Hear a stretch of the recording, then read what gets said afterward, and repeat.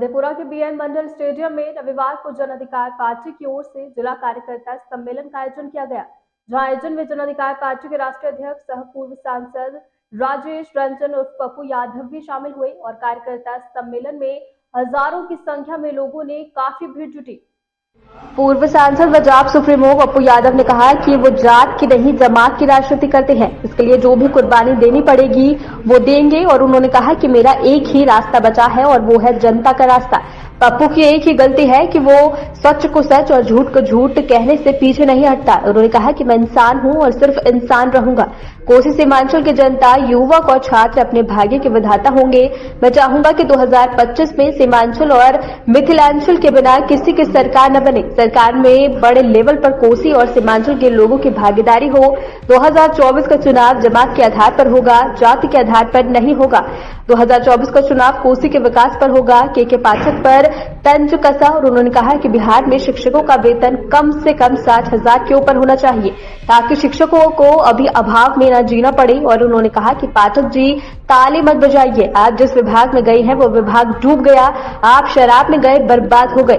अब घर घर शराब बांटने लगे हैं। आप बालू में गए, सारे माफिया बालू में चले गए। अब आप शिक्षा में हैं, कॉलेज में ना क्लासरूम में है, न लैब और न टेक्नीशियन। लड़कियों के शौचालय की व्यवस्था नहीं है। संसाधन अभाव के कॉलेजों को कैसे पढ़ाई होगी। उन्होंने गठबंधन को लेकर कहा कि किसी भी परिस्थिति में पप्पू यादव गठबंधन के लिए तैयार है।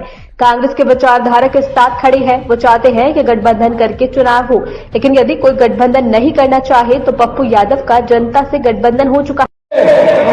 आप मरने और लड़ने की जज्बा से जाइए। आप आवाज दीजिए, काम के बदले बेहतर नाम। यदि 10 बजे से 4 बजे पप्पू यादव काम करता है और हमको 1 वक्त का, हम तो बच्चों से ज्यादा काम करते हैं। मेरी तनख्वाह के विधायक एमपी से ज्यादा होनी चाहिए। करिए ना, उठाइए। हम तो कहते हैं टीचर का तनख्वाह यदि सही में बिहार के बच्चों का निर्माण चाहता है तो कम से कम 7,000 रुपया से ऊपर होना चाहिए ताकि टीचर को कभी सोचना न पड़े, अभाव में ना, डरा हुआ ना। टीचर का तनख्वाह इतना मिले ताकि दिन रात टीचर अपने किताब में पढ़े। पाठक जी ताली मत बजवाइए, ताली मत बजवाइए। आप जिस विभाग में गए वो विभाग डूब गया। आप शराब में गए, बर्बाद हो गया।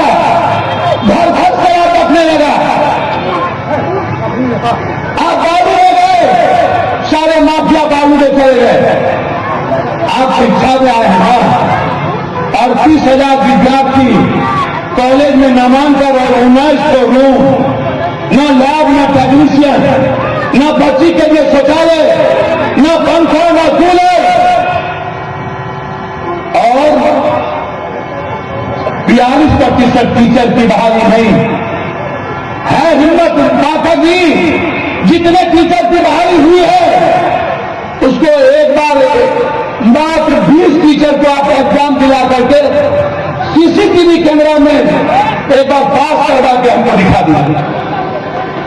आप पास करवा, आप भाषण देते हैं। मात्र 15 से 20% टीचर ऐसा होगा जो जीनियस होगा। उसके बाद या तो पप्पू यादव का पैसा होगा। आप ताली मत बजवाइए। 11,000 जीडी कॉलेज में 18,000 बच्चे हैं, मात्र 9 रूम है। बच्चे पढ़ने जाते हैं, बस टाइम पास करता। आप कहते हैं हाजिरी भर लो। अरे पाठक जी, हाजिरी भरा लेगा जिस वक्त हाजिरी भरेगा सीसीटीवी का कैमरा ऑन ऑफ कर देगा और हाजिरी भरा करके चला जाएगा। आप देख लीजिएगा। सिर्फ हाजिरी मत बढ़ाइए। आप बिहार के एजुकेशन की बात करिए। मैं फिर भी ना आऊंगा। मैं आपको वचन देता हूं, जितना पैसा लगेगा सरकार का लगाएंगे, लेकिन कोचिंग हम आने वाले बच्चों को फ्री देंगे।